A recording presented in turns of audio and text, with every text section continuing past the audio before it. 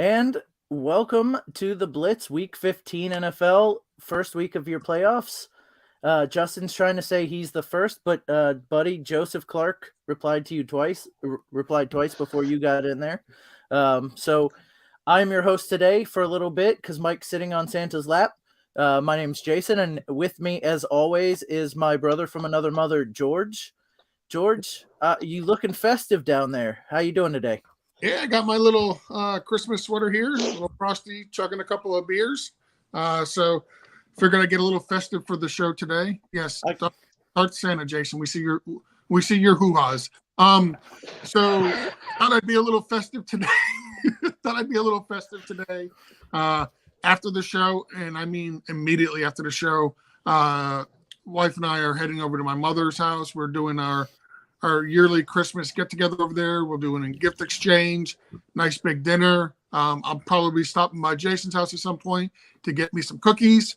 So it's going to be a very, very good day. Oh, and there's football all day long again today. Yes. Yeah, we've got I also want to bring in and mention that Jeff is here as well. He's not dressed up for Christmas, but that's okay. We'll allow it. He didn't get the memo. So we'll allow it. I did not get that memo, and it is week 15, and you know what that means. It's time to bust out the Red Ryder BB guns and take on Black Bart. Let's get it going. Do you want to show us your hoo-has too? I do not want to do that. Thank you, though. We're expecting Joe to jump on, and like I said, once Dirty Jobs gets off Santa's lap, he's probably going to stop by too. But we'll start the show because it's 10:30 and you guys are waiting. First, before I mention anything else, I want to mention that you should go subscribe on YouTube to Toilets to Titles, because from now till Christmas, Toilets to Titles Coach Sheps is donating $2 for every subscriber between now and Christmas. We started it a while ago. I think we're up to $43, or it can't be $43 because it's $2. It's $48 right now.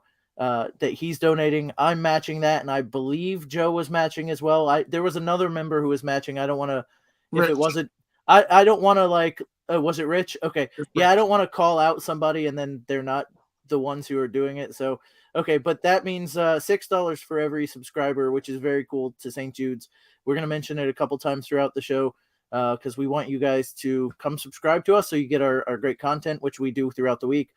But also, we want you want us to make us broke, hashtag make coach broke. And looks like I can add another member of this motley crew to the stream before we start on questions. So George, let me bring in Joe, and then I will let you say whatever you're going to say. Joe, good morning.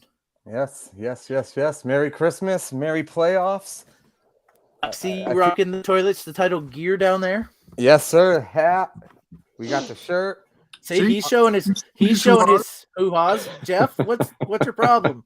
I got the G-string on too, but I'll show you that later. Oh, I've seen it. Yeah. I've seen it with Justin, and it's like a Bartlett pear with a rubber band. The problem is Justin wears G-string backwards. I don't understand that. And then complained it was too big. Too big. Well, so Justin said he was first, but Joe actually jumped on before the show started. And then Justin says Joe's was a premature commentation. I've heard that about Joe, but I didn't think we'd bring it on air. George, you were going to say something right after I talked about St. Jude's. Before I brought Joe on, I'll let you go ahead and do that. I was just going to say, I like the hashtag keep Jason homeless. Very good. Very good. All right. So first question we got is from one of the Toilets Titles guys. I need a running back too and a flex. So we've got Etienne, Brian Robinson, and Fournette. We're just going to go around the horn. Jeff, I'm going to go with you first. So we need two of these, two starts. Well, let's see here. Do we know Fournette's status? Is he still a little banged up, or is he set to go? Any of you guys know that one? He's been practicing all week. I think he's probably set to go. I would just say that he's splitting time and going up against a pretty stout Bengals defense. So, yeah. So I would say, I mean, as reluctant as I am, I still got to have faith. Etienne has not been a hit himself over the last handful of weeks. I I think he bounces back. He's a good weapon in that Jacksonville offense. I know they're going up against Dallas. That's a tough matchup. And this is kind of the time of year where you're really going to look at matchups, but I'm still going to go with Etienne and Fournette as far as 2 out of the 3. All right, going around the horde. George, you're up. I am going with Etienne. I'm not expecting a whole lot in the run game for Etienne against Dallas, but he's involved in their passing game as well. That's where I expect Etienne to get a majority of his points. And I'm also going to go with Leonard Fournette on this one. I think he's going to get a lot of volume usage today. All right, and Joe, do you concur? Yeah, the funny thing with Fournette, even with White there now, Fournette had a lot of targets last week. I think it was like 6 or 7 catches. Yeah. Brian Robinson's pretty touchdown dependent because, I mean, if he rushes 15 for 80, it's a good line, but it's not a lot fantasy-wise, and he's not really getting in the end zone too much there. So I'm going to I'll stick with you guys, Etienne and Fournette. And the tough part about this is I'm going with the rest of you. I'm going to make it 4 for 4. It's kind of like when we watch a Monday Night Football game and everybody picks one team, there's a problem. Like it's going to be the other team. Mm-hmm. All 4 of us are doing the same thing, which means start your Brian Robinson, I guess. Right. I don't know. Well, so here's the other thing is we all know Joe is a big Giants fan, and I don't want to have him to be cheering for Brian Robinson playing his Giants. That's a good call for sure. I mean, it'll probably be a good play. Like I like all 3 of these guys, but if push comes to shove, and I had to pick 2 of the 3, those would be the 2 I would go with. Yeah, and look, the real issue I have is Etienne hasn't had that explosive play in the last couple of weeks, and that's why. Yeah. But that also may mean he's due. So, the only thing that does concern me about Fournette, and I think he's the better play than Robinson, but Rashard White has had more snaps than Fournette the last couple of weeks. Yeah. It's interesting, but like Joe mentioned, he has been getting targeted and he is catching the ball out of the backfield. He gives you a very safe floor for sure. Because they even if he's getting out snapped, it's still close to 50-50. And he's getting enough work to make a safe floor. So, and also Joe Clark says Gallup or Slayton at wide receiver too. And I know it's not the sexiest choice. This one for me is it's whether you want a floor or a ceiling. Cause I think Slayton is the ceiling play, but I also think like he could very well get you 1 or 2 points. So if you are predicted to win this game, then I go with Gallup. But if you're chasing points this week, then I go with Slayton. And it's cheating to say it like that, but that's kind of it's very team dependent for me. If I have to chase a team that had like Josh Allen last night, it would be Slayton for me. Joe, what do you think? Yeah, I mean, Slayton's been pretty consistently getting like 10, even if he doesn't get in the end zone, and then a little more if he does. I got really excited with Gallup's 2-touchdown game the other week, and now I'm trying to look at it real quick, and I'm pretty sure he wasn't very good last week. Of course, I can't find him now, but I mean that was against the Texans, and that's kind of a normal thing. We talked about that. That's a normal thing against the Texans. He went for 2 for 40. The week before, he went for 4 and 23 with the 2 touchdowns, 5 for 63. I got to be honest, I think I'm going Slayton.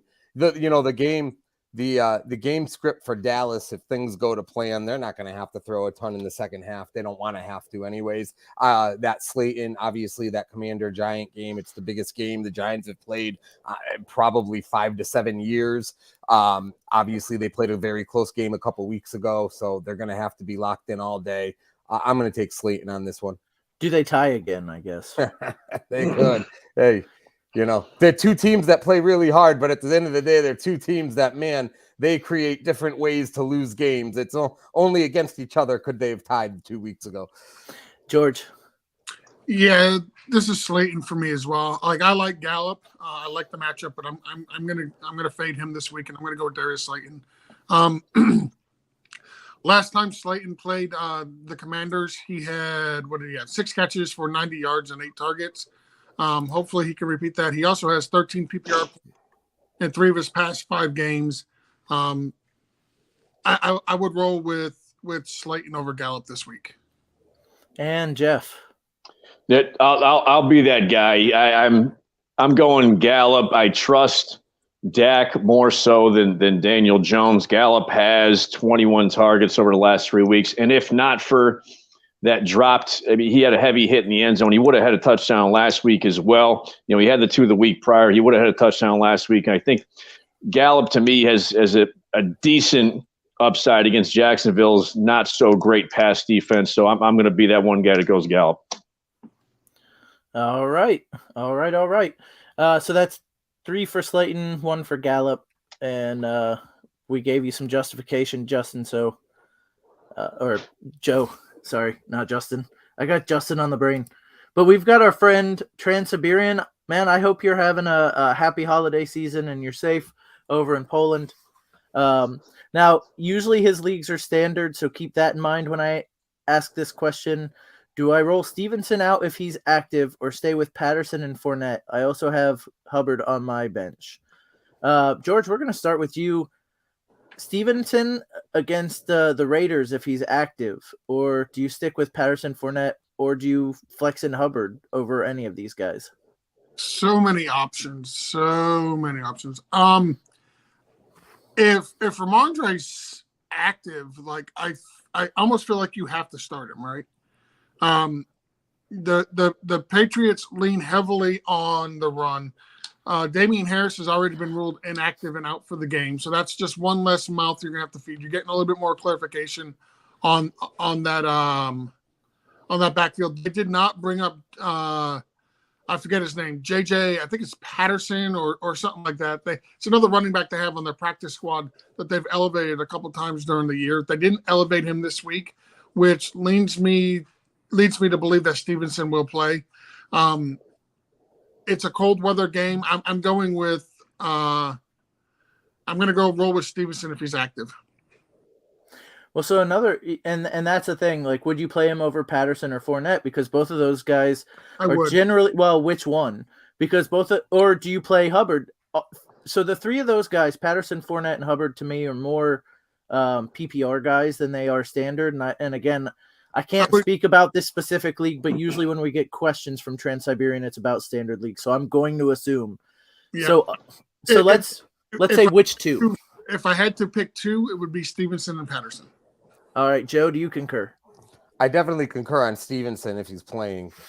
Man, Hubbard's looking a little more appetizing to me this week after the week he had last week. They're playing Pittsburgh with no quarterback. But I guess I'm going to go Stevenson and Patterson because when we talk about like safe and guaranteed, Patterson's pretty safe for what he is. And if Stevenson's active with no Harris, I like Stevenson a lot. So I will go Stevenson Patterson. It's tough, but. And Jeff. I do like Stevenson. I just don't know.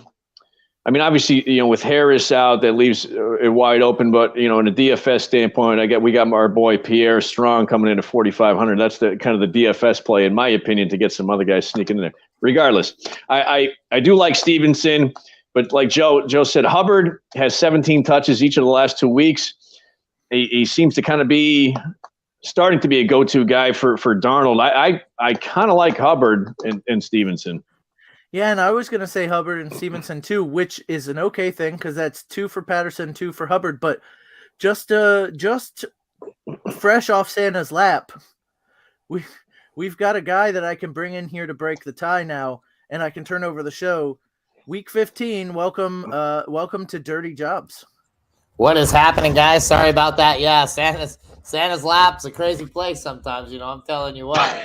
1 minute you're talking about what you want this year, next minute things happen. Next minute Santa's telling you what he wants right now. Exactly. And then the looks from everybody else. I mean, it just gets horrible, man. Kids crying. It's a whole holding thing. Up the line the whole time. It's just rough. My man, Trans-Siberian, happy holidays, man. I hope you're doing good over there in Poland. We definitely hope things are starting to calm down over there. It's looking like hopefully there's some light at the end of the tunnel here soon at least. I feel like on this one, I'm going to put Hubbard out there. I think now Stevenson, I like Stevenson a lot, but I'm just worried about him re-aggravating that injury. And, I mean, here we are. We're on the playoffs, right? Like, and the playoffs to me are – we just can't screw around time. You know, I mean, this is the time where we just can't screw around. And for me, that's right. That's right. That's exactly correct. So for me, I love Stevenson. I love that he got me here. But I feel like Hubbard's going to have the lion's share of the grabs in that backfield right there. And so I'm going to have to lean with Hubbard right here. I don't know if I added to the conundrum or if I broke the tie. Well, so it's pick 2. All of us picked Stevenson, and then 2 of us picked Hubbard, 2 of us picked Patterson. So, yikes. So Hubbard or Patterson is the question. Okay. So Hubbard, I'm comfortable with Hubbard right there. Then I Okay. like that. I'm okay with Hubbard right there. Okay, so it's And forget what I said about Stevenson. He's fine. He'll be fine. Well, listen, all of us but one wanted Stevenson, so it's good. Mike, I'm gonna let you take over the show if you're interested. And, excellent. Yep, not a problem at all, my man. And I appreciate you filling in right there. We got Justin Stevens, my man. Justin, what's happening? He says DJ Moore's playing hurt. Pickens has Trubisky, Aguilar with Parker out, quarter PPR. He has to start one of these jabronis. DJ Moore, Pickens, or Aguilar. George, lead us off. Start all of your jabronis. Justin and I already talked about this, and I told him I would go DJ Moore versus Pittsburgh. So that's what I'm going to stick with what I would say. I would go DJ Moore versus Pittsburgh. We talked about this on Tuesday.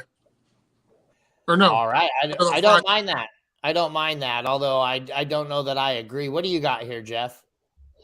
Yeah, out of these options, even if DJ Moore's a little banged up, and he's playing, he's definitely playing today, correct? I think we got an update on that not too long ago.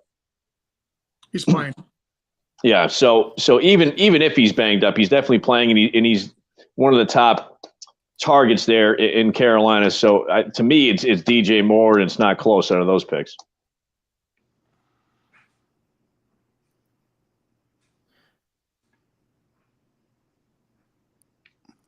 Mike on mute. I think Okay. Mike's on mute, and we did the right thing. Nobody said nothing, and we just let him keep going. Right? Yeah, and I would have just kept going too. I mean, like, it's very rare people are listening to me anyway, so I'm used to just talking to nothing there. Joe, what do you got right here, my man? That's funny. Was he talking? I wasn't paying attention to him either way. You know, Jeff alluded to DFS earlier. From a DFS perspective, I do like Aguilar here because he's cheap. It's a little different when you're looking at a league perspective in the playoffs. And that being said, I would also go with a starting playing DJ Moore, as long as there's no speculation of restricted amount of reps today. I would also go DJ Moore against Pittsburgh. That's not bad. I like the DJ Moore's back in the conversation at the very least. Jason, what are you thinking right here? Look, every time I pick DJ Moore, he does nothing. And every time I don't pick him, he goes off. I'm picking Nelson Aguilar here. They're banged up on the wide receiver core. Vegas is not a defense I'm scared of. I do think with banged up running backs, New England's going to throw it a little bit more. So I'm going to say Nelson Aguilar. With that said, it's DJ Moore is going to go off because, again, when I'm off DJ Moore, he does well. And when I'm on DJ Moore, he does poorly. It's probably because I'm big and heavy. I like the matchup for Moore. The Steelers are the 28th ranked defense against opposing wide receivers. Like I think DJ Moore should be able to take advantage of that, even with an ankle issue.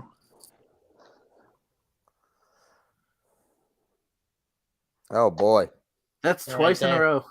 Yep, twice in a row there. I actually like I like Aguilar here too as well. I know Nino was pretty high on the guy last night. He said he's going to be a deep sleeper this week. I actually kind of entertained putting him in a couple of my daily lineups. I don't think he actually ever made it to the final cut right there, but I do like Aguilar this week. DJ Moore, I'm with Jason. You know, it feels like the weeks that I feel like he's going to do great. I have him sitting. I have him out there. He does just nothing. And then the weeks where I feel like he's going to do nothing, he goes off and does his thing. So I just can't do that. I like Aguilar. I think it's going to be the more consistent floor right there. So Scott Ewert, you said just putting this out there for his question, standard league. So I didn't see his bud. I didn't see his question. So Scott, please repost your question, bud. Yeah, repost that question, bud. We got is we know it's a standard. We got you. The answer to that is no. Go to PPR and go to Superflex? That's the answer to that question. Prescott or Fields? Jason, lead us off for certain events. Oh man. So you know what? Dak's playing against the Jaguars. That seems like a really great matchup. I'm gonna say Dak here. Fields has the ground, can get it done on the ground. Has been kind of banged up. Is playing against the Eagles defense. I think Eagles will figure that out, and so I'm gonna say Dak. I dig it. Going from right to my left, Jeff. What do you think here? Well, we discussed this a bit last night. Coming off a bye, and I don't care how tough a defense Fields is going up against. He has torched a lot of good defenses this year. I like the prospects of his running ability much more than Dak's running or throwing abilities. So give me Fields, and to me, I think he's kind of the outside of Jalen Hurts. He's the start of the week. I don't mind that a bit, man. I like the energy behind Fields there. George, do you got an argument with that? So I love both of these quarterbacks this week. Little stats on Justin Fields. He's run for at least 60 yards and a touchdown 6 games in a row. The last time we saw him in Week 13 against Green Bay, he had season high 254 passing yards. He did have 2 interceptions, but he ran all over them. The issue for me is they're playing the Philadelphia Eagles, who have allowed the 4th fewest fantasy points to opposing quarterbacks. I'm gonna fade Fields this week over Prescott, and it's not because I don't like Fields. Like, if you didn't have a better option than Fields, absolutely Fields. In my opinion, I think he's going to finish as the top 10 quarterback this week. I think Dak Prescott is the better play. Down game against Houston, but why would he have a big game against Houston? As Jason's been saying, you don't really have to pass on Houston. You can run all over them, and that's exactly what Dallas did last week. Jacksonville is a little bit better of a run defense than the Houston. So I expect a huge rebound from Dak Prescott. The Jaguars have allowed 5 quarterbacks in a row to score at least 21 fantasy points, including 3 with 24. This is an important game for Dallas. They're going to want to bounce back after a very tough sledding against that vaunted Houston defense last week. So I expect Dallas to come out firing and Prescott to lead the way. I would go Prescott over Fields, but it's close. These are great options. You can't go. It's funny that you must remember when J.J. Watt used to be a part of that defense, calling it vaunted. Joe, what do you got right there, bud? Yeah, I feel like with this one, like I would analyze this one because it's close and it feels close and it sounds close and it's all good arguments. But if Fields pops a 55-yard run in the first quarter for a touchdown, it's not obvious at all anymore. And then I'm going to hate myself. I think at this point, you can't sit Fields. I really don't think you can. And Dallas could win this game today with Prescott going for 175 yards and a touchdown, which doesn't get you anywhere fantasy-wise. So I'm going Fields. And to break the tie in here, I'm going to agree. I like Fields a lot. I think what he can get done with it on the ground is more than makes up for what you're going to see in the air. Prescott used to be this kind of a quarterback, and he just hasn't been for so long that I don't know, like he's hot or he's cold. He just doesn't like, and I'm just too worried about a cold Dak showing up here and getting that done. Hey, real quick, Mikey, what is that? I want to talk about the profile picture for CTR Vance. It's one of the classiest I think I've ever seen. Is that somebody holding a glass of wine with 4 steaks going in the oven? It's bourbon and steaks. Bourbon or maybe whiskey. I think that might be whiskey, as light as it looks, but I agree. It's a whiskey or bourbon. And like seasoned meat going into the oven. Yes, that is. All right. Or on the grill. George had his finger up. I was going to say the last couple of questions are from people that I don't recognize. So welcome Scott and CRT Vance. Hit that subscribe button for us so we can make Jason homeless. Keep him homeless. We can break Coach. We can make Rich. There we go. Let's break him all. On a pellet grill. Love it. And keep the questions coming too. Christmas than he has been. Hit the subscribe button for every subscription. Every subscriber we get between now and Christmas, they're going to be donating $25 to St. Jude. So hit the subscribe button, help a great cause, and keep them broke. Would it be cheating? Would it be cheating if I unsubscribed to save myself money? Remove him. Yes, it would.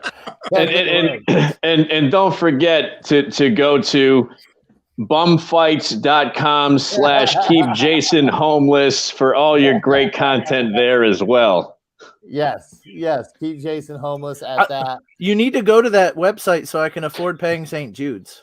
Right. There you go. The more hits I get there, the less it stings. It just goes full circle, right? Like it's the whole circle of life thing that they sang about on Lion King. So Rich real Gonzalez, quick, Mike, what's real happening, quick, my man? that is bourbon on a pellet grill, by the way. So you hit it. It's bourbon and it's steaks on a pellet grill.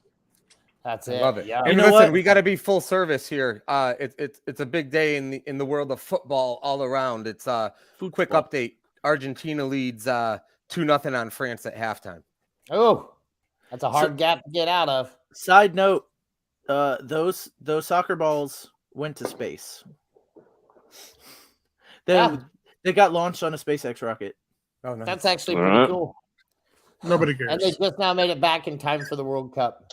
Many Jordan 718 says full PPR, choose a wide receiver and a flex.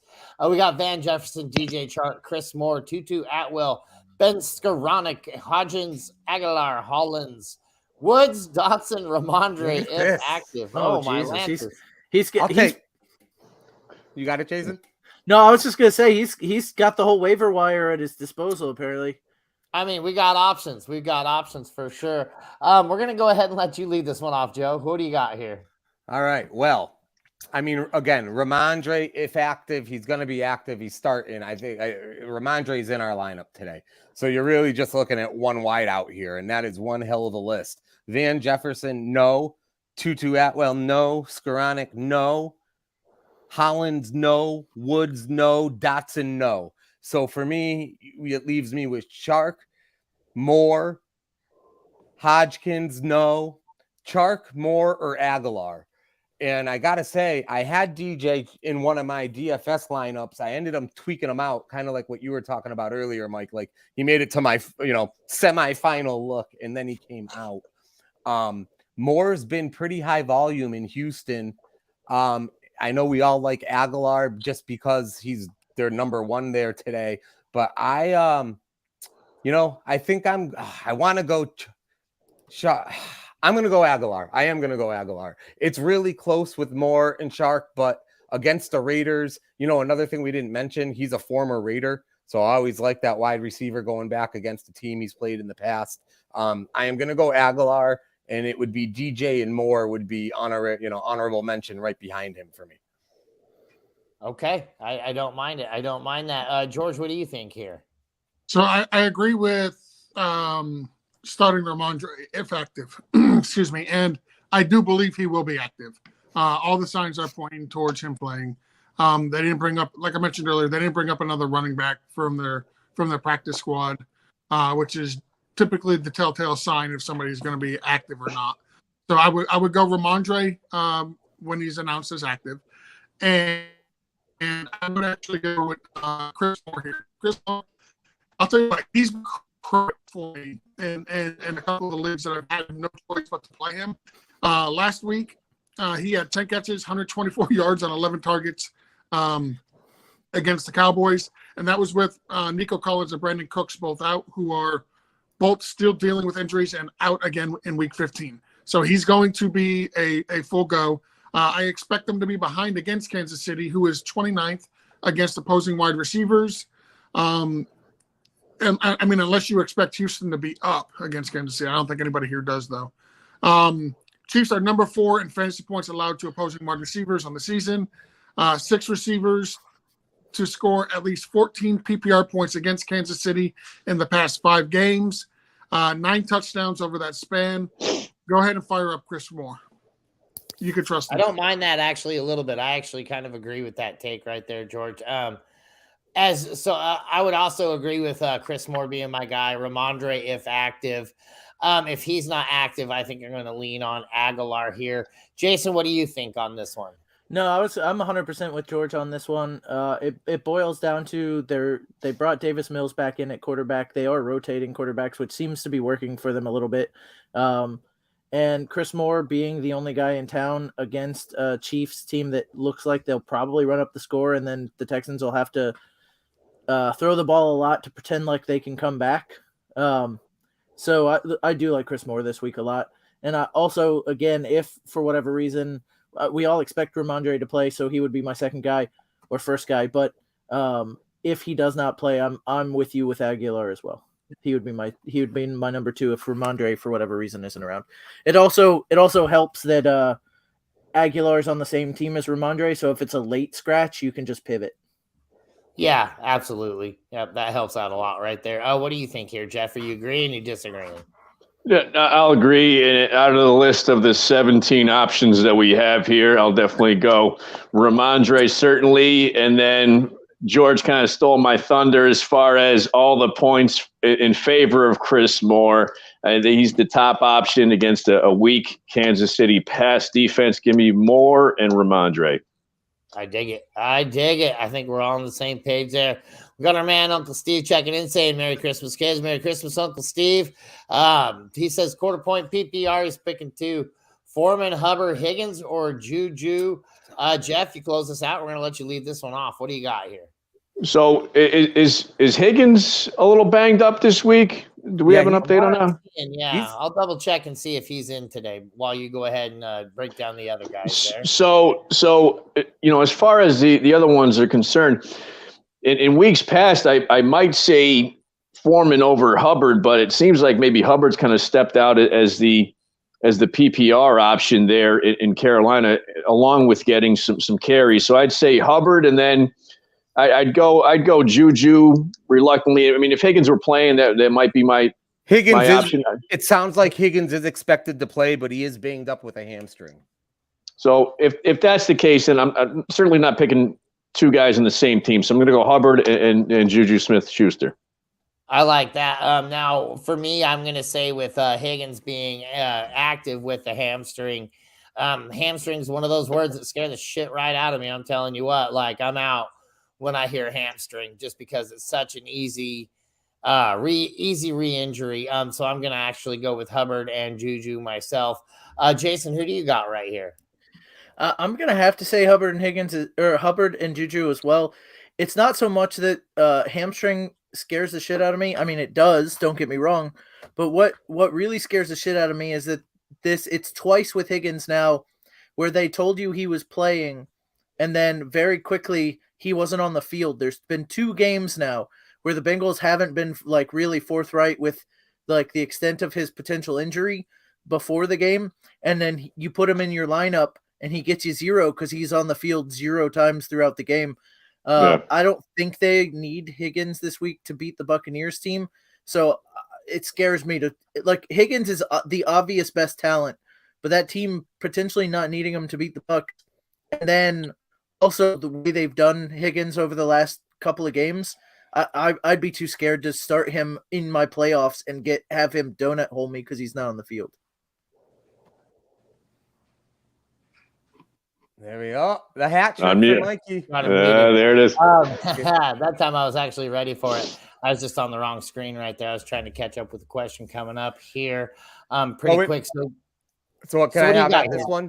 Yeah. I was just getting ready to turn it on to you, buddy. What you got here? Sorry. And actually, there's some injury stuff here that's a little bit of a surprise to me. So I'm gonna just take a second, real quick. So Julio Jones is not expected to play. That's not surprising. But one is Ian Rappaport's reporting that Jacoby Myers is going to play. So Nelson Aguilar, who I think he still ends up a starter there for the day, but he's not going to be the number 1. It's looking like Myers will play. And then it's also just from the Bengals, Boyd and Higgins are both banged up, but they are now both expected to play also, as is Josh Jacobs. So just a few things that came on there. As far as this one goes, man, this is tough because I don't trust Higgins. Juju's coming off a good week, but they might not have to do a lot. This is a tough one for me. I think I'm going to go Hubbard and Juju. The question that came to me when I saw this originally, though, is like, forget about the wideouts. Like, are we feeling good enough about that Carolina running game where in a certain situation, would you start both Foreman and Hubbard if you had them on your team? Or do you feel like you can still only start one of those guys? Against the right team, I do that. Pittsburgh's an okay start, I guess, but that offense doesn't lend itself to me to be like I need to start a whole bunch of players off Yeah. that team. Very But true. against the right defense, maybe, yeah. So I want to talk a little bit about Higgins real quick. So we talked about this on TGIF on Friday. Ben Babby is a reporter for the Carolina Panthers, and he reports that Higgins wasn't supposed to play on last week before, and this is his words, and he put it in quotation marks, sneaking onto the field on the third snap of the game. He said it was unclear if Higgins had a setback or was literally lost in pregame and unable to communicate with the coaching staff. For now, we assume there wasn't a true setback, but he's got a decent chance at playing in Week 15. What bothers me about this is, like, how does the player not know if he's supposed to play or not? Like, is there no communication between the medical staff, the coaching staff, and the player pregame? Like, if the medical staff says no, you're not playing this week, we're going to sit you, you're not cleared. Like, do they not take his helmet? Like, how does an injured player who is not supposed to play sneak onto the field? Like, that just reading that when I was doing the research for the show on Friday, which, by the way, Friday 7:00, you can find Justin and I TGIF, where we go over all of these player injury updates for the week. It just, that kind of blew my mind. I couldn't believe that a player could sneak onto the field even though he wasn't supposed to play. That was wild. What does the TGIF stand for again? This guy is fragile. Oh, damn it. I thought you were going to get it wrong again. So as for this question here, I would go Juju, and I'll be the only one, I think, who's going to take Donta Foreman over Chuba Hubbard. Foreman, listen, they're playing the 14th team defense against opposing running backs. Steelers have allowed a running back to score at least 18 PPR points in 3 of the past 4 games. Foreman is still the lead back in Carolina. I know Hubbard got a bunch of work last week. Foreman is still the running back that you want to play out of that backfield. You're not going to want to go into this week and the first week of the playoffs trusting Chuba Hubbard.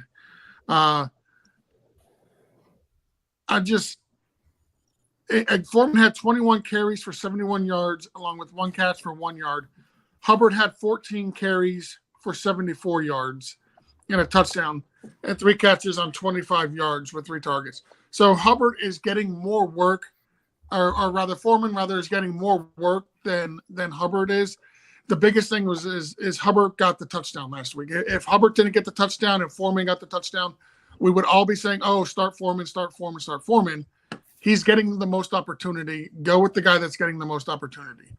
Touchdowns are vagrant. They don't translate week to week. I think that's a fair statement. I think that's fair. I think you're wrong, George. No, I'm just kidding. No, I actually don't mind that. Foreman actually seems to work out pretty good right there too. And real quick, Mike, I got to address the sneaking on the field thing. What does he put in a fake nose and mustache and pretending people don't notice him? What kind of weird crap is that? he threw on Tyler Boyd's jersey real quick. That's awesome. He had Chad Johnson's jersey, and they're like, "Oh look, jersey goes back." So I had to hunt it down, but I figured out this guy's question here. It was coming off of the Twitter there. This is for Scotty. He says needs help for his wide receiver 2 in his fantasy football playoff game this week. Who do you guys think he should choose? We got Judy, we got Wilson from the Jets, we got Johnson from Pittsburgh, and we got Chris Moore from Houston on this one. So keep in mind, he mentioned this was standard. Yes, yep, and this is standard. So I'm going to go ahead and let you lead this off, Jason, since you said that, and because you're smart. Smart is not the thing I would say. This is what's really tough. Judy's got Rippon playing today. Wilson's got Zach Wilson playing today. Those would be my 2. Like, these are the guys that I would play. But their quarterback situation, I mean, look, Judy's quarterback situation couldn't get worse than it has been. Improved, I think, a little bit, honestly. I mean, Rippon sucks, but it still got better. Right? It got better, right? And then you've got Chris Moore, who I like in PPR, but not necessarily to score. And then Johnson's been, he's had opportunity, but they're bad opportunity. I'm gonna say Judy because again, it's not like his situation got much worse. It might have actually gotten better. I'm gonna say Jerry Judy off a big week last week with Mark Rippon's cousin or nephew or whatever he is. I dig it. I dig that. What do you think there, Joe? Well, I mean, Wilson would be such a must start if Mike White was still playing. I do believe that Wilson is the guy you got to go with, though. I think he's the most talented guy of the group, and he's been playing great. So I'm sticking with Wilson despite Zach Wilson. Oof. I don't mind that, but it does. I'm a little bit scared too. What do you think there, George? So I guess I've already progressed my love for Chris Moore. I do expect him to have a good week, but I'm going to start Jerry Judy out of this group, even knowing it's a standard. Without Cortland Sutton, who is again out with his hamstring, we all know. Yes, he's got a hamstring issue, and we know how much Mike loves players coming off hamstrings. Judy should be able to get a ton of targets. That's what happened last week with the Chiefs. He had 8 catches for 73 yards and 3 touchdowns on 9 targets. Now, I'm not expecting another 3-touchdown game from Jerry Judy, right? I already said, touchdowns are variables. They don't translate from game to game, but the opportunity does. Even with Brian Rippon at quarterback in Week 7 against the Jets, and the Jets are a very, a very formidable defense. This is with Rippon. Judy had 7 catches for 96 yards on 11 targets. So again, he's getting the opportunity. He's already shown that he could play with Rippon and that Rippon will hyper target him. I'm not going to go into the PPR aspect of it because I know it's a standard league, but for me, I would, as much as I love Moore, I'm going to go with Judy out of these 4. It's funny because I'm going to actually take some sound bites from this and send them to our old colleague, Professor Chris, because that'll totally make his day. That you professed your love for Chris Moore. Jason, you already said on this one, right? Like, so what about you? And then Joe, what about you, Jeff? Sorry, I went the wrong way around the horn there. No, all good, man. All good. So George's points are certainly well taken, especially if Judy is receiving passes from the nephew of Super Bowl MVP Mark Rippon. But to me, Garrett Wilson has kind of separated himself as the guy on the Jets. I was going to say in New York, but they're really in New Jersey, so let's be honest. And playing the Detroit Lions this week, I get it. Zach Wilson is going to be the guy as opposed to Mike White, but I still think Garrett Wilson is the top target there, and I expect him to have a pretty decent game. So I'm going Garrett Wilson. I almost have to know what Garrett Wilson's mom looks like before I answer this question properly here. But I think I'm going to actually lean with Jerry Judy as well. I think him with Rippon, they definitely had a good connection there, and I think that they'll be able to keep that connection throughout the day. So I'm going to lean on Judy here as well. So, and Scott, thanks for subscribing, man. We appreciate you. That's $2 out of Coach's pocket, so that's fantastic. What you got there, George? I just want to say that Garrett Wilson's mother is a beautiful lady.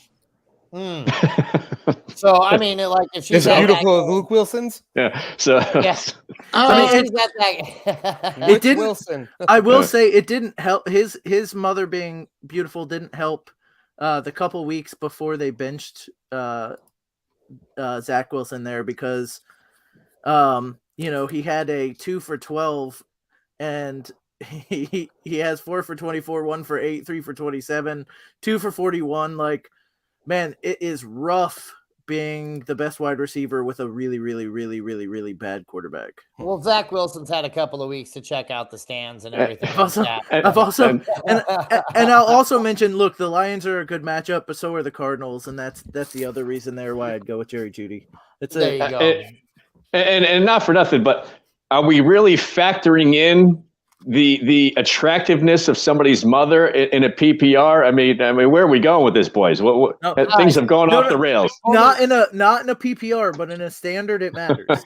In a standard, it matters just because of Zach Wilson's focus. It's proven. We got Brandon Williams saying, "Morning, fellas. With White out, can I still go Conklin, or should he drop for Juwan Johnson? Tunyon and Logan Thomas are also available PPR."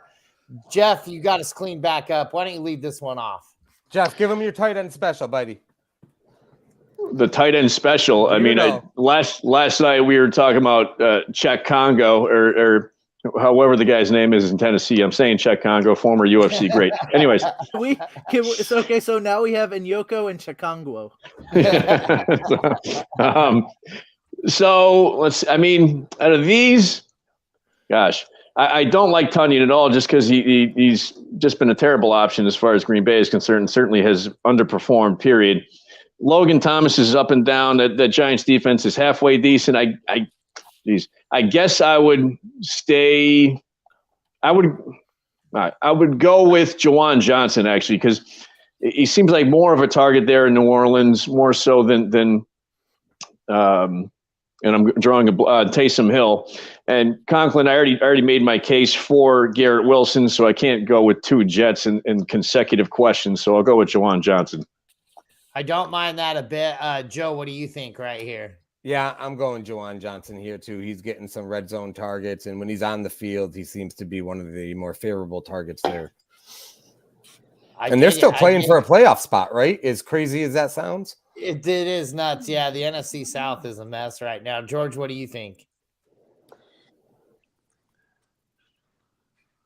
Well, I'm not on mute. I'm just lipping here, just messing with Mike. I was just nodding. All I'm going to say is Atlanta is 23rd against opposing tight ends.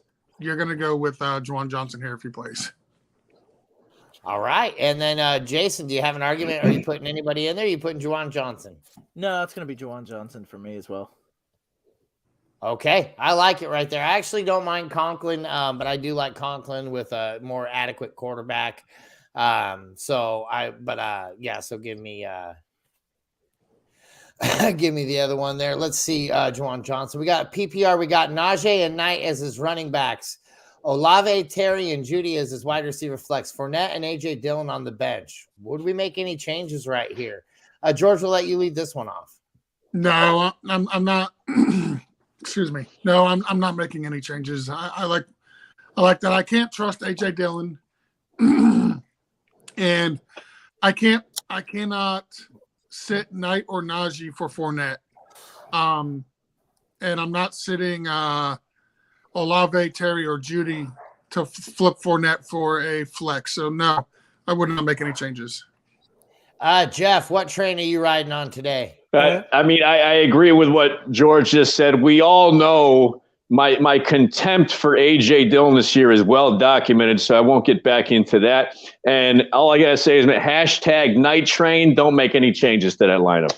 I love it. Jason shaking his head. Jason, hit us with the argument. Look, Fournette is definitely a safe floor here. He's going to get plenty of PPR points.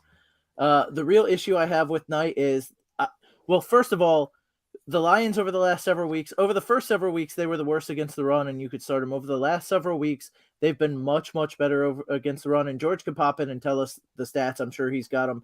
But I think they've been very good against some really good, talented running backs over the last several weeks.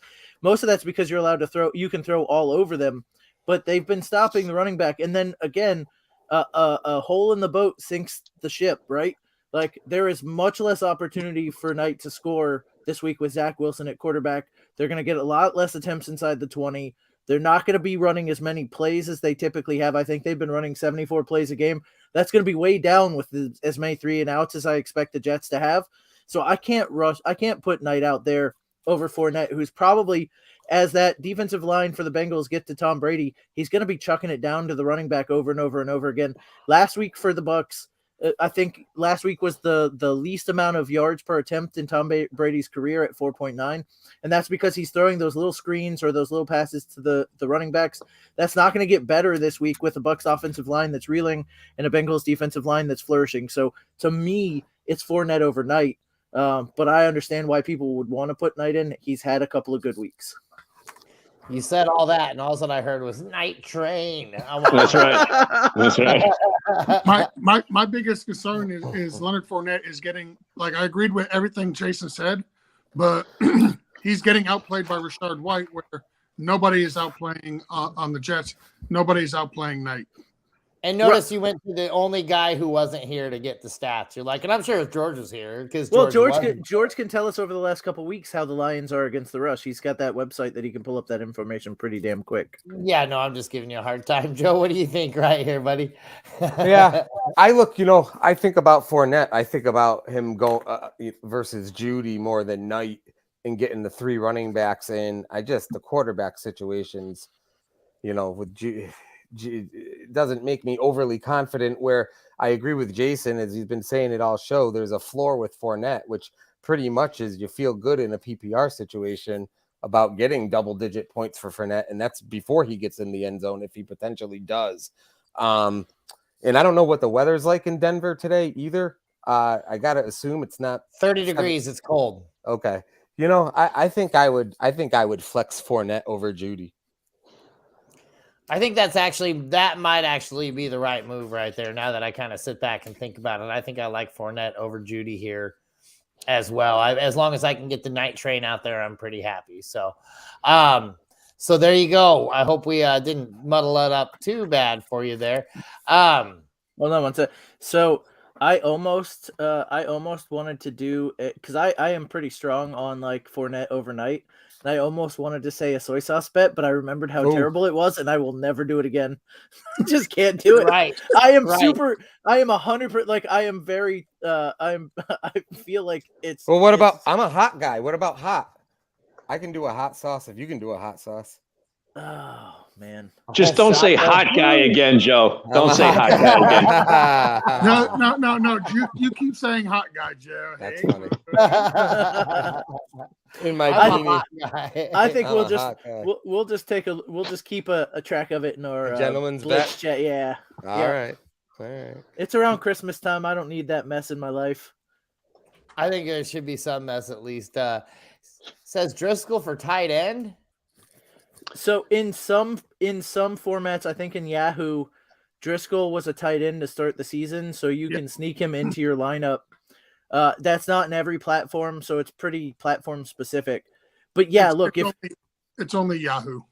But if you're able to put Driscoll in at tight end, you absolutely put Driscoll in as tight end, because other than Kelsey and sometimes Andrews, there hasn't been a consistent tight end this year. And Driscoll playing quarterback is a cheat. And at this point, honestly, you really can't even say Andrews. Yeah, he's just been really, really bad the last 4 or 5 weeks. Tell me about it. He was my number 1 tight end this year. But I did also count on Lamar Jackson being a lot more adequate this year. I don't really know what happened with that team. Although I do have a sneaky suspicion that it has a lot to do with the 0 weapons that he has surrounding him right now. I think if we get this guy somewhat adequate wings out there, they'll be able to fly, if you will.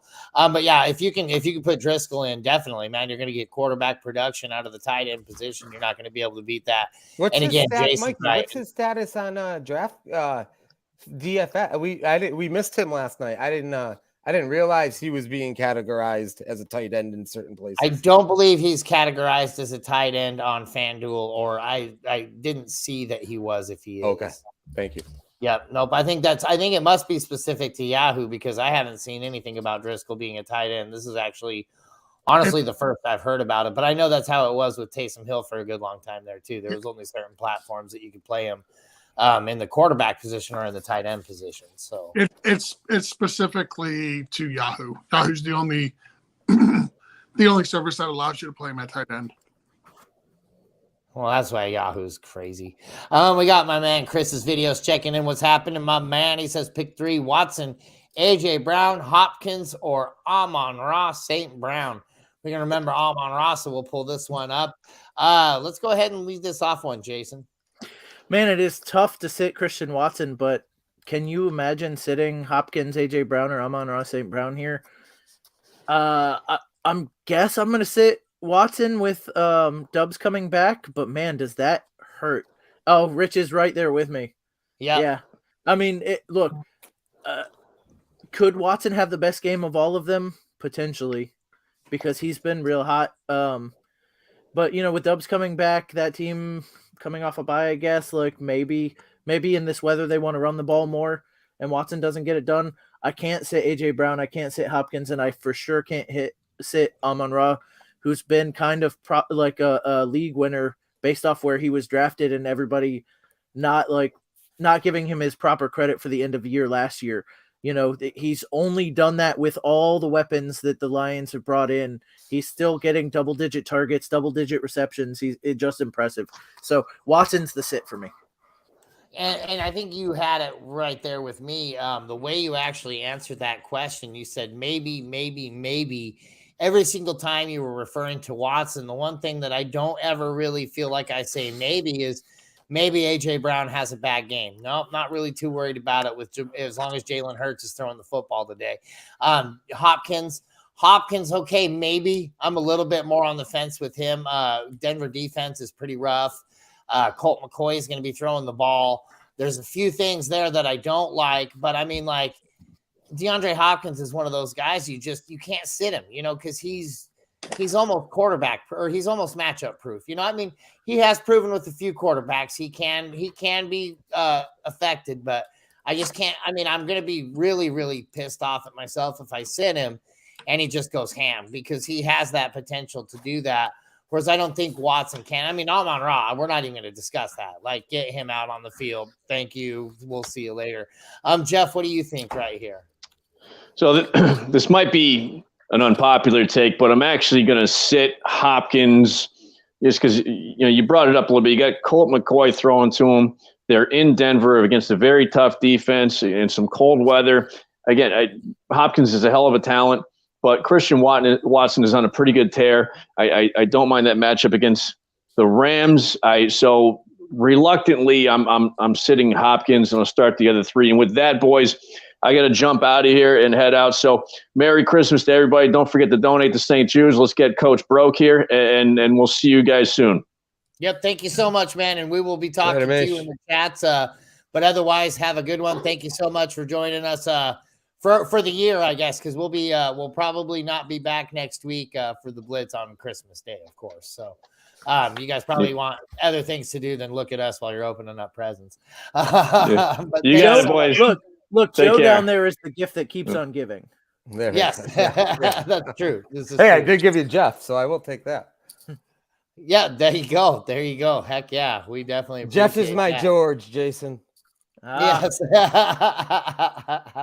that's fantastic. It just a little less cuddly. Oh, well. George will be Big Spoon, I promise. Yes. And speaking of George, who do you got right here? Who are you picking? Excuse me.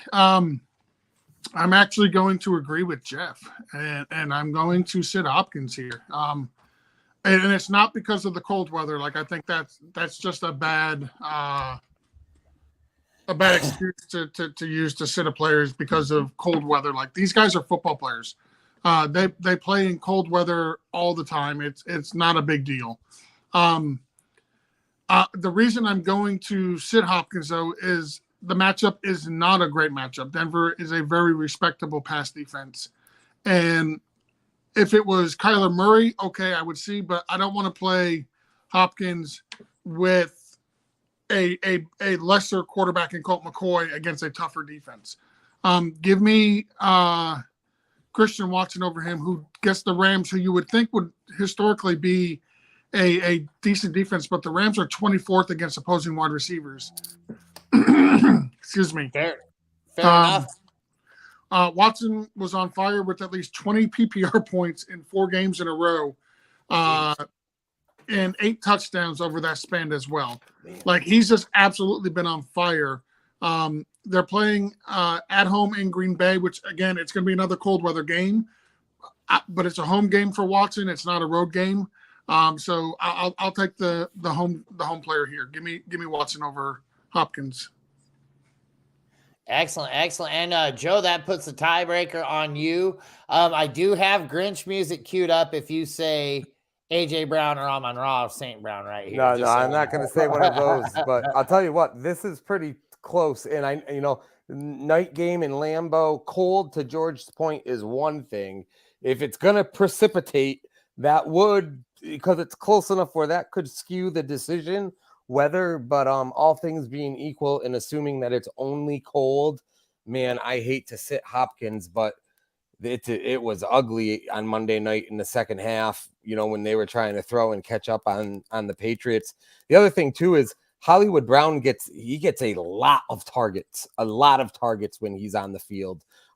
So I'm gonna, I hate to do it, but I'm gonna reluctantly.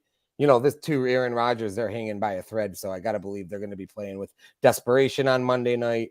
I think I'm going to sit Hopkins here and roll with Watson also. Fair enough. I'm on the fence about both of those guys. I'm glad we could at least all meet in the middle on AJ Brown and Amon-Ra St. Brown, but I don't mind playing the only guy who's getting any kind of attention over there in Green Bay. Rich saying he also would bench Watson here, so he's on me and Jason's team right there, which splits it right back up for you if you want to really get into a conundrum. He says Mixon, Pacheco, or Knight today. Jason, who do you got right here? I'm gonna say, so normally this seems like a good matchup for Pacheco, and I could make an argument for him. Again, we've talked about how I feel about Knight with Jeff Wilson, but I'm gonna say Mixon, and look, I know the Bucs have typically a very good run defense, but Vita Vea is out of this lineup this week.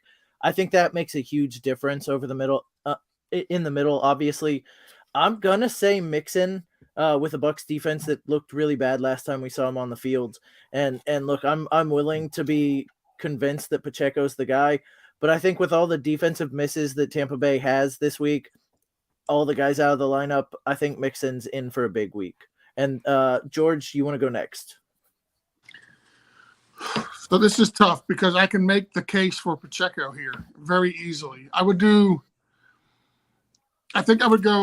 rank him Mixon, Pacheco, Knight in the order he's got. And here's the case for Pacheco, even though I'm going to go with Mixon. In his past 4 games against the Chargers, Rams, Bengals, Broncos, a couple really bad run defenses in there, a couple really good run defenses in there.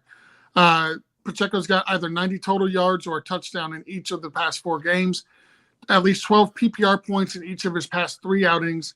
He's gotten more involved in the passing game with 5 catches for 39 yards on 5 targets the past 2 weeks. It's against the Texans, who are allowed the most fantasy points to opposing running backs on the year. 10 running backs have scored at least 14 PPR points against Houston. And the Texans have allowed the most total touchdowns to running backs with 8. And you know what? I just convinced myself. Pacheco over Mixon. You actually kind of convinced me as well, because I do think Mixon can have a good game because Vita Vea is out, but the chance is there for Pacheco to have a monster game, and that's what we're looking for in the playoffs. Even without Vita Vea, I still trust the linebackers to be able to come up and stop the run against Mixon. Like, not completely shut him down, but you know what I mean, right? Like, they help out a lot better than what Houston. And Houston has no incentive to win right now. Like, they've got the number 1 pick. They've got no incentive to win, where I think at least Tampa still have the incentive to play to win and win the defense. So I'm going to go with Pacheco here. I think he's the best of the 3. All right, so George convinced me. That's 2 for Pacheco. Well, see, McKinnon, last week, all that the McKinnon thing, and he didn't do it on the ground, but what bothers me is they put McKinnon in those red zone packages a lot. Mixon should be, it should just be Mixon. But then the other issue with Mixon too is Perrine, and he's getting a lot of snaps now in general too, which is a little bothersome. I just worry about Pacheco getting in the end zone, but I think the matchup leads I'm going to go Pacheco here, but I do worry about him getting in the end zone. But I do think he's your best shot for 20 carries and 125 yards. And so I'm on the fence here with the opposite side of the field there, I guess. I'm on the night train, man. Give me the running back one in New York. I know it's crazy that but I've been playing the running back in New York since I can remember. Like Balil Powell sticks out in my head. And this is the time of year where Balil Powell has made me win championships. And I really feel like Knight's the play to get him in there. But I'm outvoted 3-1.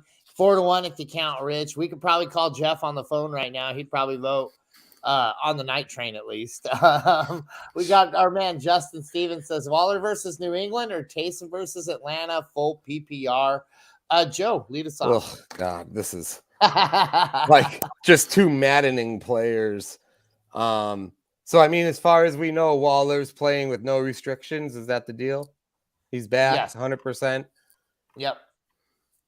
All right. Well, you know what? See, Taysom Hill. Give me Waller. Taysom Hill. I'm not playing that game with him anymore. It would be one thing if he got the touches every week, and some days he was good, and some days he just wasn't. But you can put him in your lineup, and then by 4:00, you can't even remember if he's on that team in a given week. So I'm not playing that game. I'm going to go Waller. I don't mind that a bit. Waller to me is by far the better play here. When he's on the field, he does get quite a bit of Derek Carr's attention, although Devontae Adams really, really kind of pooed on that parade. Jason, what do you think? Since it's just Justin, can I say no? Yeah. Yep. Absolutely. Just like, no, I'm not. This is, look, I think you have to play Waller because Taysom, look, he could get 3 touchdowns, but like he could also only be on the field for 2 plays. Atlanta, George mentioned, is bad against tight ends, but Taysom's not a typical tight end, and that's the problem. So I don't know. It's just so hard because their schedule or the way they use him is so maddening. Because like Joe said, if he was on the field a lot and just was bad, you'd understand it. But some games he's just not on the field. I do have an issue with Waller because I think they've got a chemistry now with Adams and Jacobs is still going to get his. New England's probably pretty good against a tight end. And I think George is probably going to tell us that too.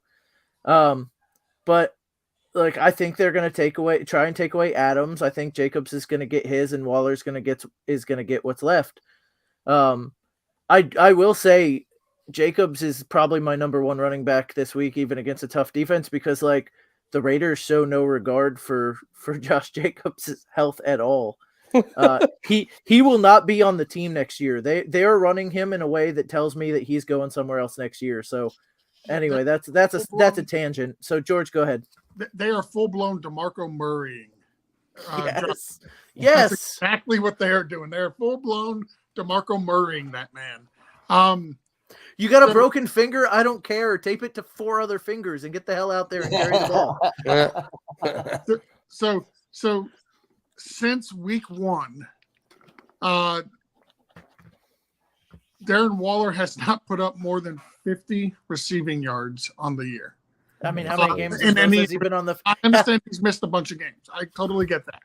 But he's played a couple of games this year, not produced over 50 yards. He's only got 1 touchdown on the year.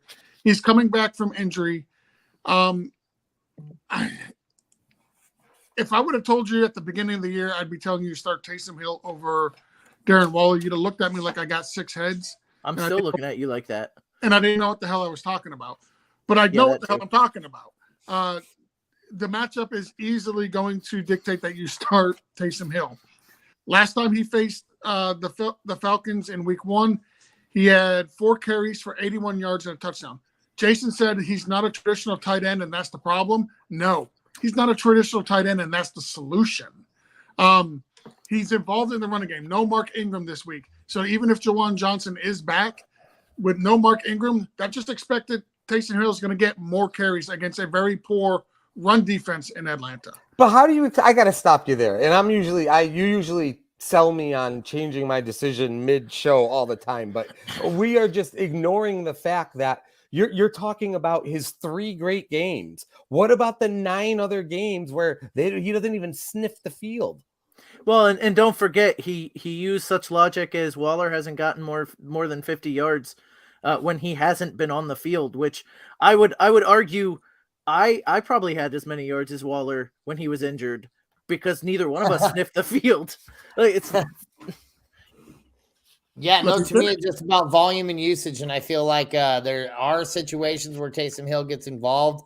I just don't want to have it on my playoff lineup where this be the week that he does, where I feel like Waller has a way more consistent floor. So, and I feel like I'm floor hunting in this situation. If you're floor hunting, you want the tight end that actually plays running back, quarterback, and tight end, because he's going to get more. He's going to get more opportunities. Opportunities are king. He's going to be involved in the run game. He's going to be involved in the passing game. He's going to be involved in the receiving game. Last week against Tampa, the last time they played against Tampa, which was 2 weeks ago, 35 yards and a touchdown on 3 targets. Like, the guy is involved in every aspect of the game. Darren Waller has been garbage. Darren Waller, dating back to last year, has not been very good. Let's not just pretend like, yeah, he's only played 5 games this year, but like last year, he was lighting things up. No, he wasn't. Darren Waller was really bad last year as well. And then you're telling me it's going to go to New England, first game back, and we know how New England typically does. They take away your absolute best players in the elements, in the cold, first game back off injury, and you want to trust that? No, give me Taysom Hill. Okay, well, I don't mind that at all. You made your case for sure. Hopefully Justin makes the right decision there. We got Chris's video says Burrow or Fields. Jason, lead us off. So, it's always hard when you have a pocket passer versus a running quarterback because, again, as somebody mentioned, if you end up running for 50 yards and a touchdown in the first quarter, you've made your week.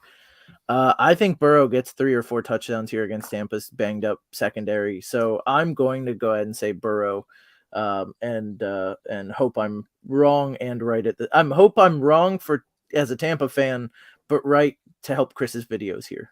There you go. I get that completely. What do you say here, George? Well, half the panel was saying start Justin Fields over Dak Prescott, who's a much better matchup than what Joe Burrow has this week. I'm gonna go Fields here. Give me the guy that is easily can bust a 60-yard run for a touchdown and us not even be surprised. He's done it game in and game out. Give me Justin Fields. I don't mind that either, although I would argue Burrow's got some pretty decent wheels on that Cadillac as well. What about you, Joe? Yeah, I like Fields here. Somebody, I think Jason had said the scenario. If you're favored to win, this is actually one of those times where I think I might apply this. If you're favored to win, I think I would actually go Burrow. I think he's safe to throw for 250 to 300 yards and 2 to 3 touchdowns. If you're favored to be in a really close game, or if your opponent had a good Saturday on you yesterday, I would absolutely play Justin Fields. But yeah. So let me mention also. So this is the Buccaneers injury report. Jamel Dean out, Mike Edwards questionable, Sean Murphy Bunting questionable, Carl Nassib questionable, Joe Tryon-Shoyinka questionable, Vita Vea questionable, Antoine Winfield, who hasn't played in multiple games, questionable, Tristan Wirfs questionable, and Hakeem Hicks did not practice.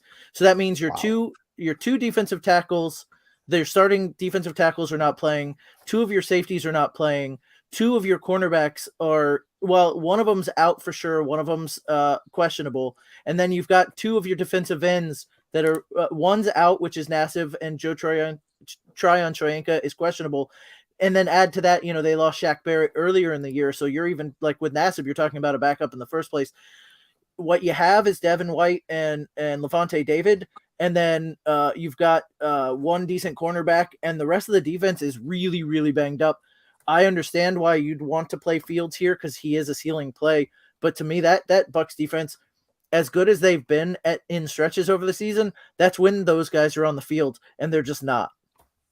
Well, I'd like to point out, since we haven't really talked about this weather, because everybody always complains about their 0 degrees, but it's going to be 67 degrees in Tampa today. So it's going to be really cold out there. They might be a little sluggish. So with me, I'm going to actually lean Burrow here as well. I think Burrow is the play. I feel like Burrow is going to be the guy that gets a lot more action, gets a lot more done. So that brings us to a tie, which luckily we got our man Rich in the chat, although he spelled Burrow wrong. He says Burrows, but I agree. It's Burrow for that one. 3-2. And well, maybe he's trying to burrow because of how cold it is in Tampa. Right. It could be. Yeah, it's freezing. I'm telling you. My man Andrew Miller says PPR tight end premium. Pick one for the flex. Taysom Hill, Boyd, Reynolds, or Renfro. Renfro's back this week, I saw. George, lead us off. Man, this has to be a deep league right here. If you're talking about flexing, Hill, Boyd, Reynolds, or Renfro. I'm going to flex Boyd out of this group. Even though it's a tight end premium, I think Boyd is the safest play here. I don't mind that. I like Boyd a lot, especially with Higgins looking questionable. Although he's going to be on the field, I think it's easily one of those things where he could be right off the field. Joe, what do you think? Yeah, I'm going Boyd here too. Excellent. And Jason, what about you, my man? I'm doing the same thing. Same thing, all three on Boyd. I do like Reynolds a little bit here today, too, because I do feel like that's going to be a heavy passing opportunity or situation for Detroit. But I don't mind Boyd right here as well.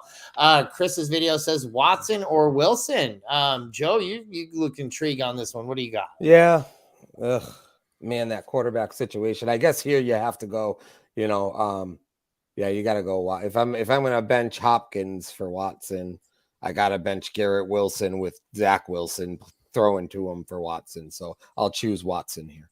I think that's fair logic. George, what do you think? Yeah, I said Watson over Hopkins as well. I'm not starting Garrett Wilson over Watson. Yep, not with Zach Wilson throwing the ball. What about you, Jason? No, and I even said bench Watson earlier over Hopkins, but the Garrett Wilson scares the crap out of me this week with Zach Wilson throwing him the ball. So it's going to be Watson for me against the Rams defense. I can only agree with that. As well. Brandon Williams says, would you flex Chris Moore over Fournette?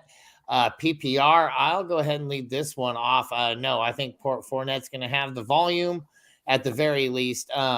But it's very close. It's closer than it should be. Jason, my fellow Tampa fan, what do you think here? So look, it's another one of those ceiling floor plays. I don't know that Fournette sees the end zone to get you as many points as you want. And again, as George mentioned, he's splitting time. I do think he's a floor play, but I think Chris Moore has the ability to get more points as a ceiling because we talked about Kansas City being bad against wide receivers, being up big, and Texas having to throw the ball and not having anybody else to throw the ball to. So for me, it's one of those, do you need a lot of points? Then I would go Chris Moore because he has the ability to get you a lot more points. But if you need a safe floor play, it's going to be Fournette for me, and that's probably the right way I would roll with this one. Yeah, if you're like me and you were laughing at halftime at Kirk Cousins, 4 points. I got this week in the bag, and then you blink and it's 45 points. And you need to do some adjusting. Chris Moore is definitely the right move for me here too. Joe, what do you think? I'm going to stick with Fournette here. And let me ask you, I'm going to stick with Fournette here. I'll ask a quick Chris Moore and making me think of the wide receivers. We were talking Aguilar. With Jacoby Myers playing, does Aguilar's stock drop for you guys a bunch today? Or do you still feel the same way with him? A bunch is tough for me because the last couple times you've seen him, he's been on the field and then got hurt. So, they keep putting him out there, but it's not like he stays out the whole game. So, true. Does it drop? Sure, because he's not the only guy. But does it drop far? No. I think Aguilar is probably going to be on the field a lot. So I don't mind that too. I kind of somewhat agree. I just think that's going to be what's got me on Aguilar at all is that he's got a slight uptick in the volume. So without that uptick in volume, I kind of fade him. But you're right. I mean, there's a really high chance that Jacoby Myers will just say hi, be on the first drive, and then be done for the day. George, what do you think on this one? Would you flex Chris Moore over Fournette? Yeah, I would. I've already listed the reasons in the show why I would. Chris Moore has just been absolutely balling as of late. No Nico Collins, no Brandon Cooks going up against the Kansas City Chiefs, who give up the fourth most passing yards to wide receivers. And Damian Pierce is on the IR. Yeah, I would absolutely go with Chris Moore over Fournette here. My question for you guys: would you do Richie James at Washington or Nelson Aguilar at Vegas? Yeah, it's tough. That's close. I think I'd do Richie James here. He's been getting on and on and on more, and there's like very few people to throw to over there. Yeah, well, my issue is Darius Slayton is back. Well, and Hodgkins has scored a couple weeks in a row for them too. Yeah, Hodgins scored last week as well. So did Richie James. Richie James had a good week last week. But, I think I go Aguilar, but I'm also a cynical Giants fan who's like, at my wit's end, and I'm so scared for this game tonight. Yeah, this is for the Scott Fish Bowl. So, oh, that's tough. You have to play one of those. I think I probably go Aguilar because of the matchup.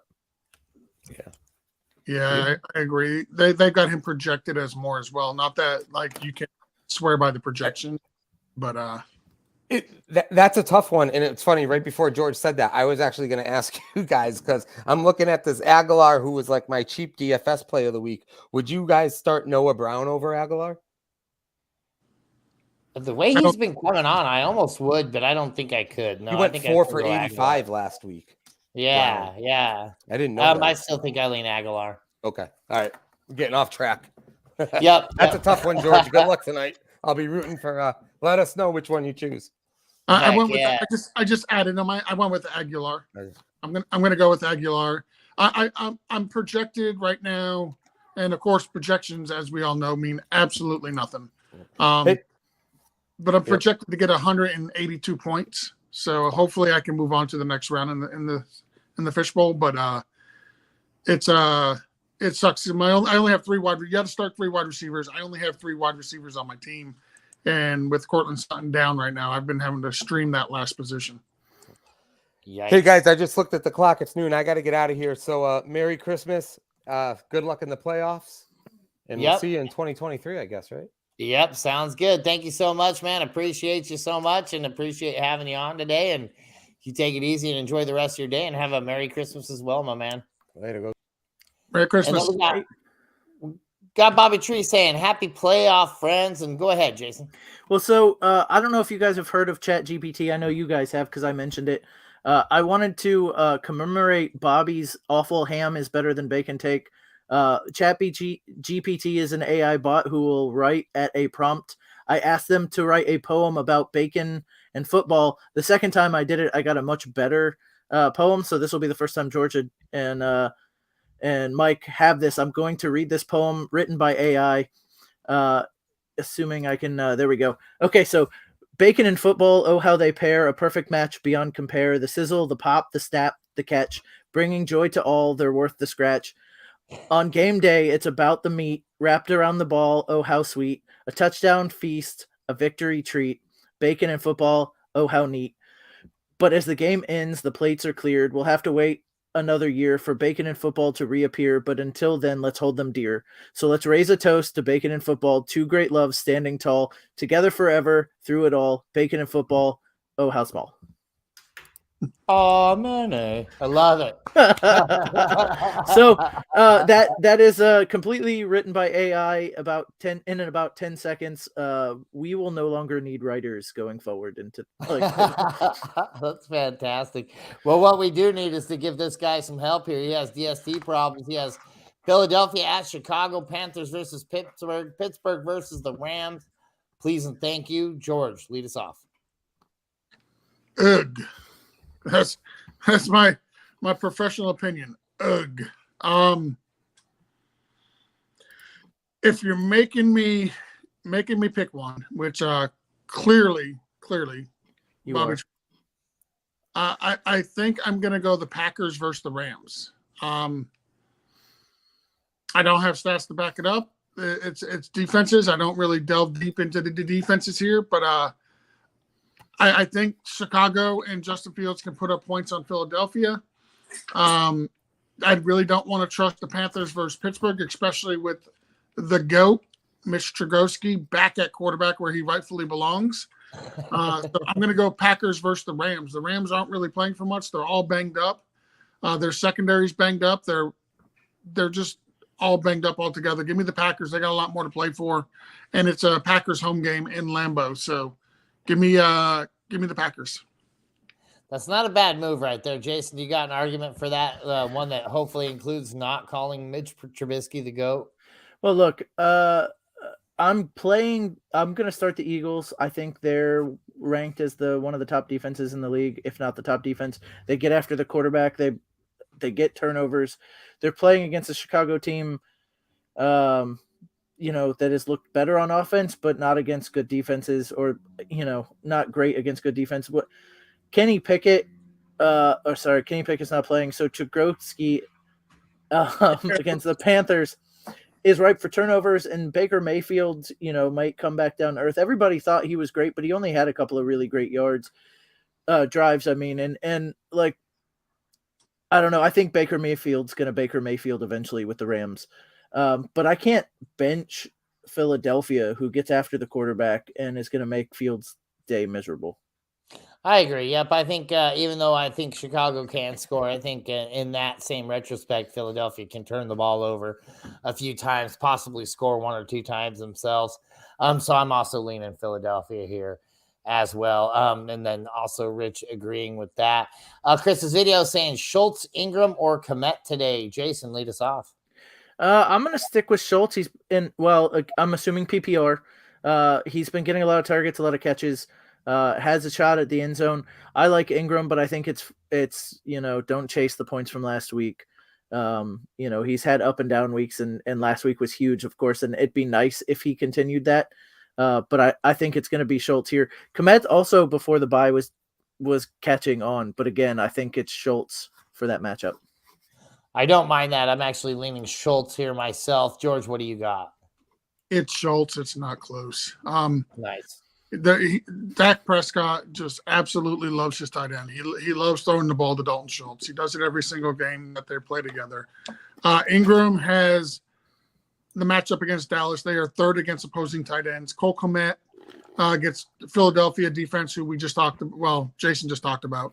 They are eighth against opposing tight ends. Jacksonville is 27th against opposing. I expect Dallas to put up more points than both the Jaguars and the Bears. And you could probably say combined if you want, to be honest.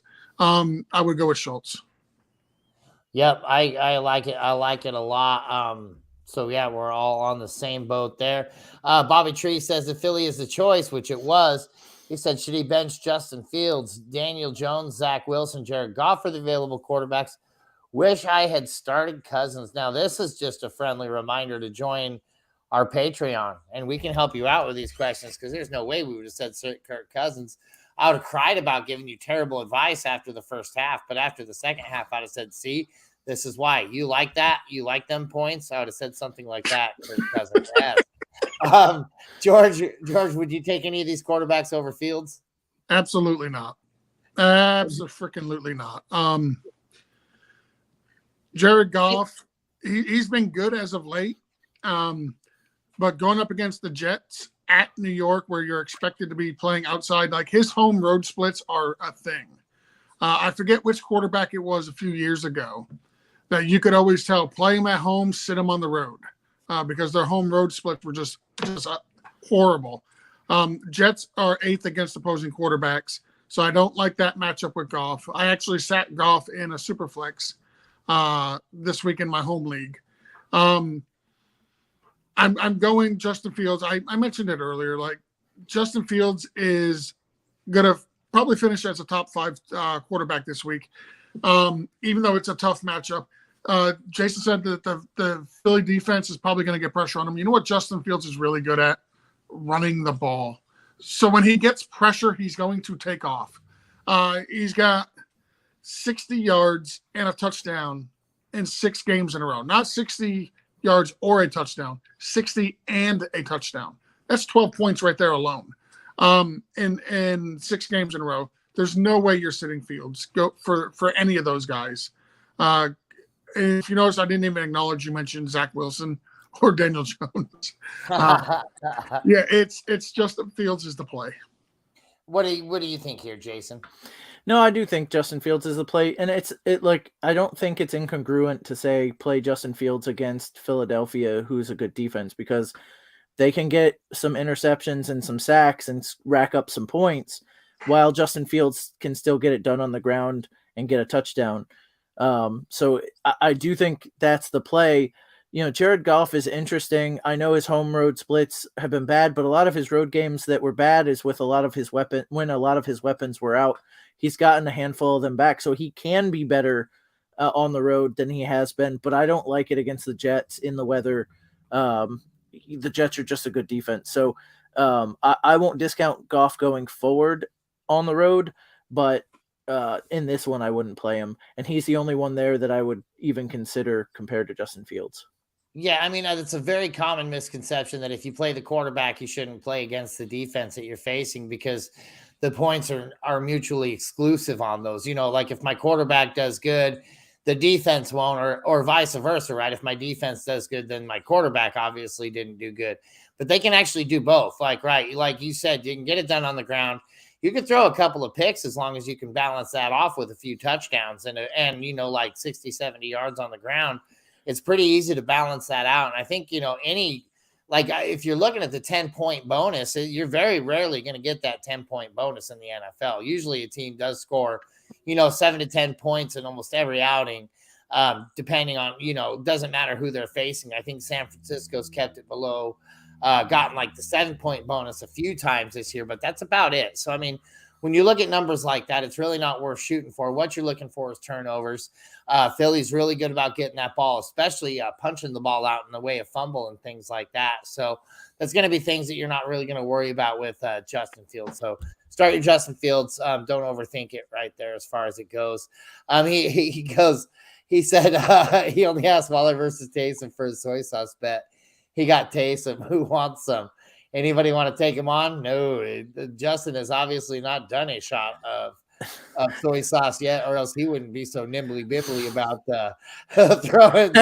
That's a one-time thing. I feel like I'm still somewhat recovering from that.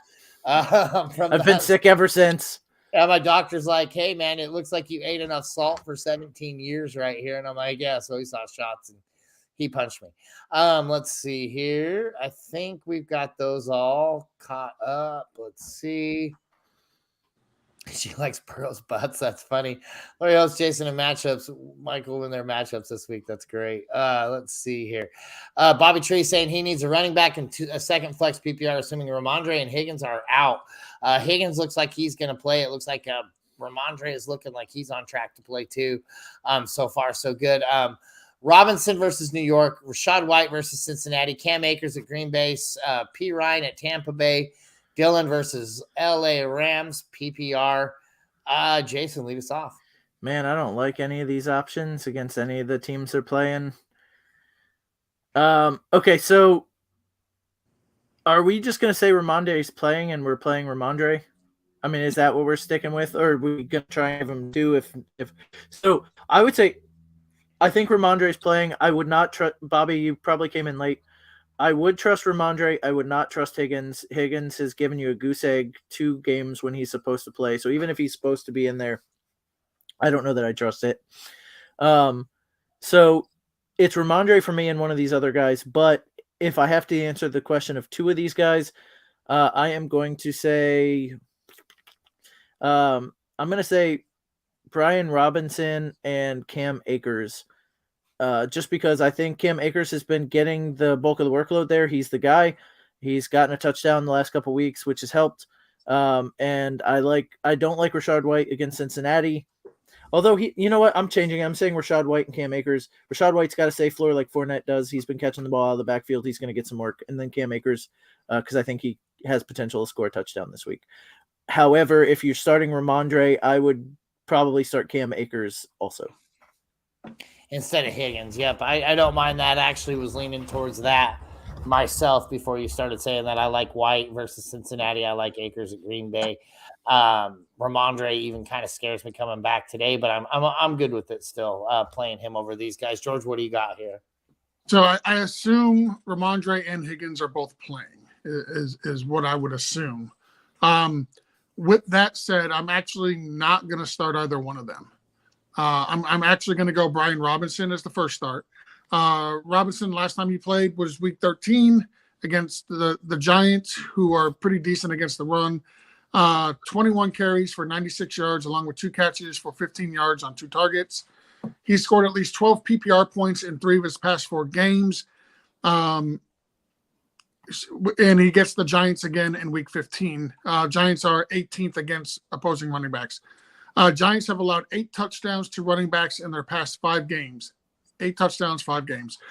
6 running backs to score at least 12 PPR points over that span. So you had a backup running back that also scored over 12 PPR points against the Giants. Robinson should be considered a solid fantasy running back this week. I would absolutely start Robinson against the Giants. The matchup is a fantastic one. And then I'm also going to go Cam Akers here. He scored 3 touchdowns in his past 2 games.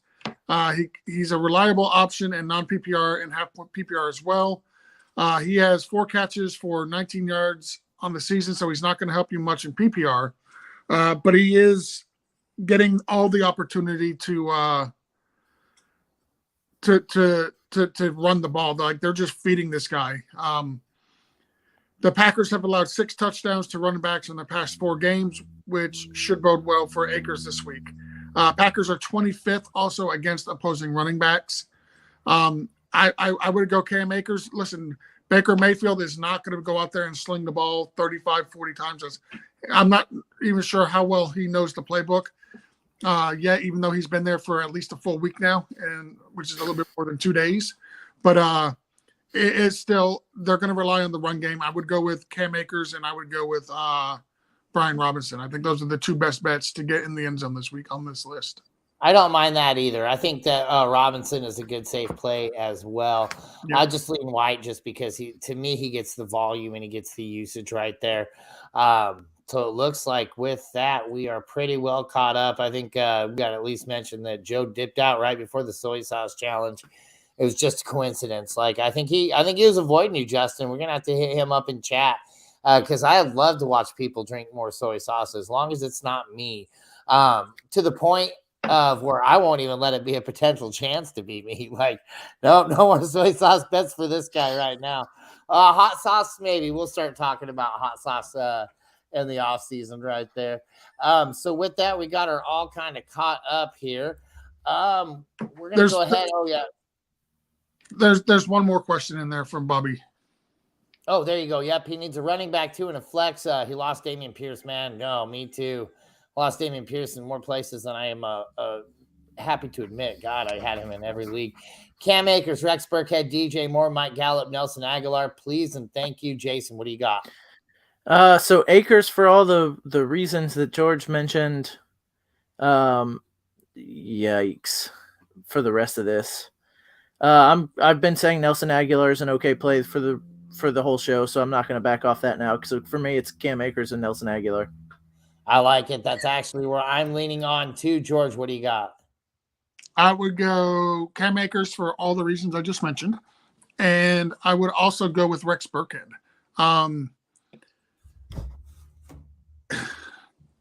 It's hard. For me, Nelson Aguilar and Michael Gallup and DJ Moore are all close, and when they're close, I want to give it to the guy I know is going to get touches. Kansas City is 21st against opposing running backs, which is good. The last time Rex Burkhead was the lead back was week 1 against the Colts, where he finished with 14 carries for 40 yards and 5 catches for 30 yards. he's probably going to have a similar stat line to that this week, which gives you, 12 PPR points. I'm not sure I can get 12 PPR points from Aguilar, Gallup, or DJ Moore. I like the opportunity for Burkhead to get into the end zone. The only person he's going to end up sharing the backfield with is a guy Jason's familiar with, Dare Ubogande, or Dare Gonde, as I like to call him. Ogunbowale. Yes. Uganbwale. Yeah. Ogunbowale. The Chiefs have allowed 3 running backs to score at least 15 PPR points in the last 4 games. I would actually trust Rex Burkhead here. I would go Cam Akers and I would go Burkhead. I think that's fair. The problem is I think Dare is the backup, like catching passes back. But Rex Burkhead was the receiving back for them when Damian Pierce was not hurt. So I mean, look, Rex Burkhead is good for a 20-point game every single year, it seems, and this could easily be it. He's had one. He's had one this year. I think week 1 was a big week for Rex.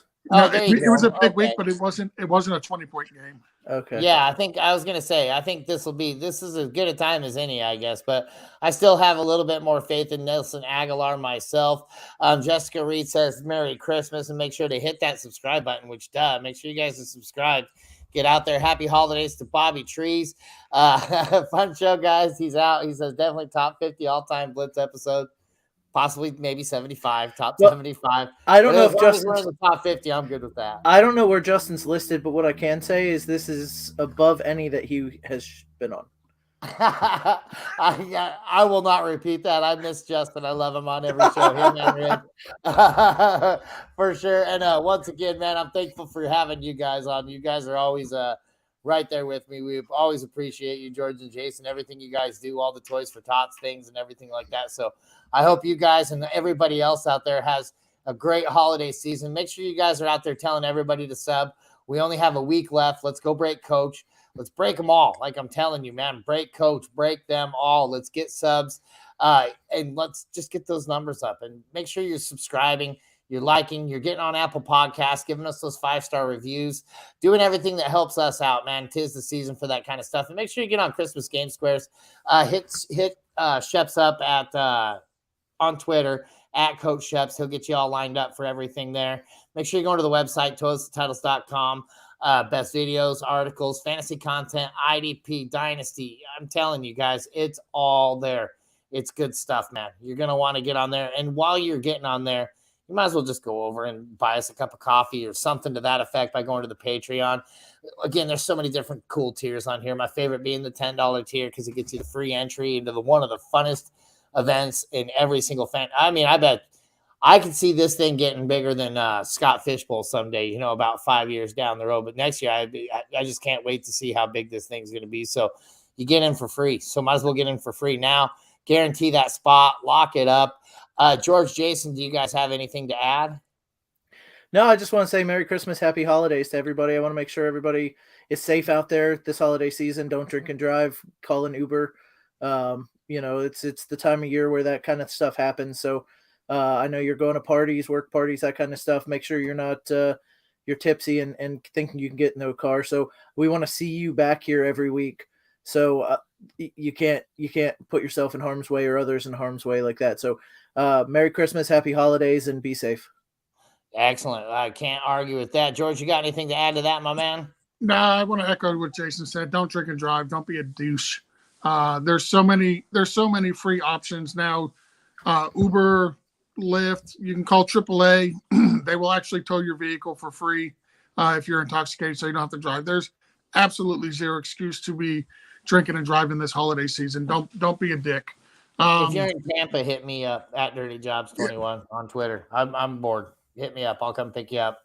Yeah, if you're in my county, I'll come get you. I don't care. I was going to ask if we were going to do a blitz next week, being Christmas Day. I assume we're probably not. So I do want to wish everybody a Merry Christmas.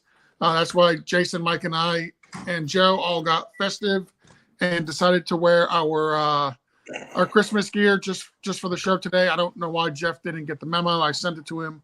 Apparently he's on his own program over there.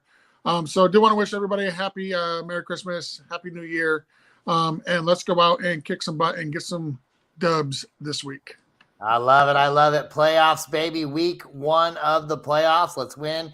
Count on looking forward to seeing you guys all next week. And once again, have a Merry Christmas, Happy Holidays. Anything you celebrate, know we got your back and we support you. And we hope you have a fun, safe, and eventful one. So for George, Jason, and myself, and of course, Joe and Jeff, who had to leave a little bit early, we can't wait to see you guys in 2023. Until then, hit us up on Twitter, guys. We're going to be around. And if you can't get us, join that Patreon. The team will jump on board. They'll help you out with any questions you got. So until then, we'll see you guys next year.